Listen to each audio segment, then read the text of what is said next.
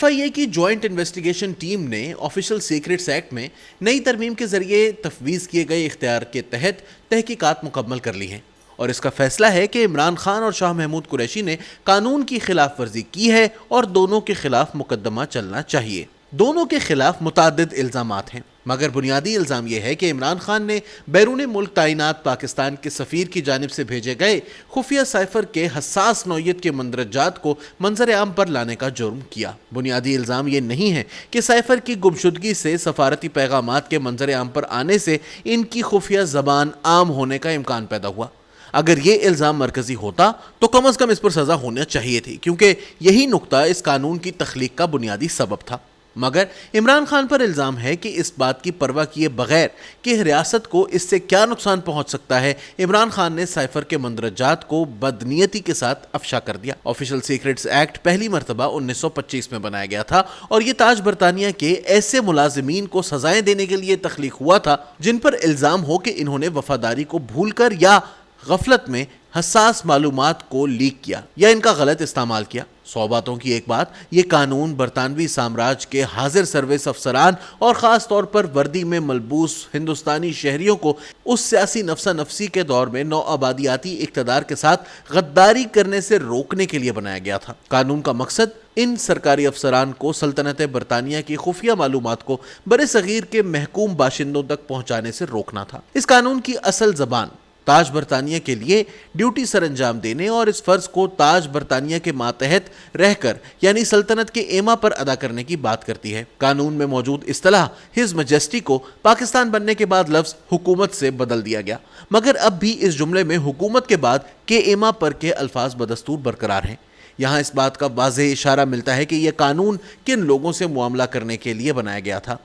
रियासत के ऐसे मुलाजिमीन जो रियासत के सरबराह के एमा पर जिम्मेदारियां सर अंजाम दे रहे हैं। वर्दी और दस्तावेजात के गैर मजाज इस्तेमाल से मुताल्लिक सेक्शन में मज़कूरा एक्ट और भी वाज़ेह अंदाज में बताता है कि इसका इतलाक किन किन लोगों पर होता है। असल ज़बान में लिखा था हिज मैजेस्टी के मातहत ओहदा रखने वाला शख्स।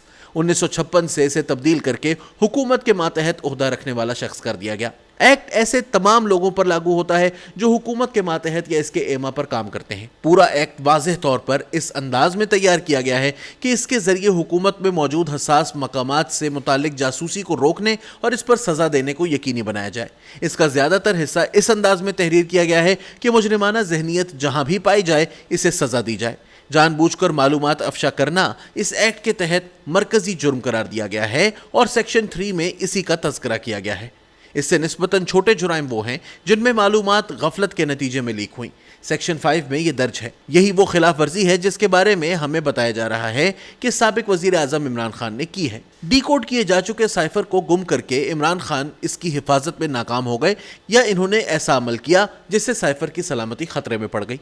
मगर साइफर में सीक्रेट ऑफिशियल कोड या पासवर्ड या ऐसी मालूमात होनी चाहिए जो हसास मामले से मुताल्लिक हों या किसी हसास मामले में इस्तेमाल की जा सकती हों। इमरान खान के पास जो साइफर था इसके मंदरजात पहले ही डी कोड हो चुके थे। एक्ट का इस सेक्शन का बाकी हिस्सा इस चेन ऑफ कमांड को वाज़ेह करता है जिसके तहत फ़राइज़ अंजाम पाएंगे। इमरान खान की सूरत हाल से मुताल्लिक 2023 की एक और मखसूस तरमीम यहाँ ज़ाहिर होती है। ये तरमीम आगे दी जाने वाली इबारत में ख़त कशीद की गई है। एक्ट ऐसे डॉक्यूमेंट पर लागू होता है जो हुकूमत के मातहत काम करने वाले एहलकार ने इन्हें एतमाद की बुनियाद पर दिया हो या जो इसने हासिल किया हो या अपने पास रख लिया हो, जिस तक इन्हें हुकूमत के मातहत ओहदा रखने की हैसियत से दस्तरस हासिल थी। इमरान खान ने डी कोड शुदा साइफर को अपने पास रख लिया।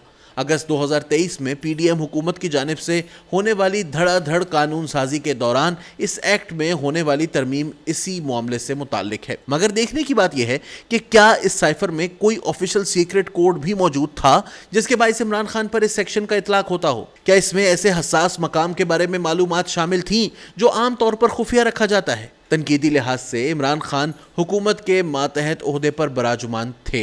इसी बुनियाद पर इन पर एक्ट का इतलाक होता है। एक्ट के सेक्शन 8 के तहत खिलाफ वर्जी से मुताल्लिक मालूमात देने की जिम्मेदारी अदा करने के ज़िम्न में पाकिस्तान की मुनज़्ज़म कुव्वतों जैसा कि पुलिस और फौज का वाज़ेह तौर पर तज़किरा किया गया है और इस सेक्शन में तफ्तीश में मुआवनत ना करने पर सज़ाएं भी मुकर्रर की गई हैं।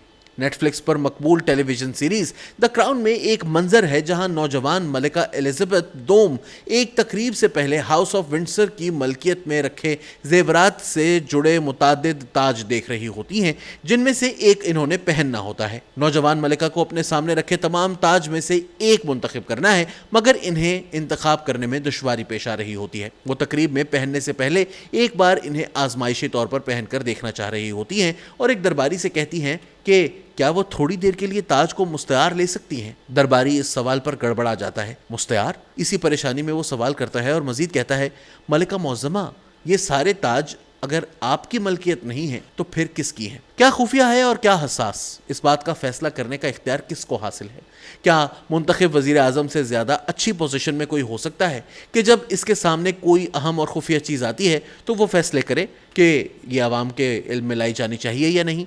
एक वजीर आज़म को ऐसी पाबंदियों में कैसे जकड़ा जा सकता है जो यकीनी बनाती हैं कि वजीर आज़म के मातहत अफसरान पहले वजीर आज़म के साथ और फिर रियासत के साथ गद्दारी ना करें? अगर असल इल्ज़ाम ये है कि इमरान खान ने हसास मालूमात को सियासी फ़ायदे के लिए इस्तेमाल किया तो इसका फ़ैसला अवाम अपने वोटों के ज़रिए से कर लेंगे। अगर वज़ीर आज़म ने अपने हलफ की खिलाफ वर्जी की है तो ये भी ऐसा मामला है जिस पर अवाम अपने वज़ीर आज़म को जवाबदेह ठहराएंगे, ना कि वज़ीर आज़म के खिलाफ ऑफिशियल सीक्रेट्स एक्ट के तहत कार्रवाई की जाएगी। लेकिन क्या ये साइफर हसास मालूमात पर मबनी था या क्या इसे अवाम के सामने इस तरह से पेश किया जाना चाहिए था जैसे किया गया? तो यकीनन ये एक ऐसा फैसला है जो सिर्फ और सिर्फ वज़ीर आज़म ने खुद करना होता है। अगर ये फैसला वज़ीर आज़म नहीं कर सकता तो फिर कौन करेगा?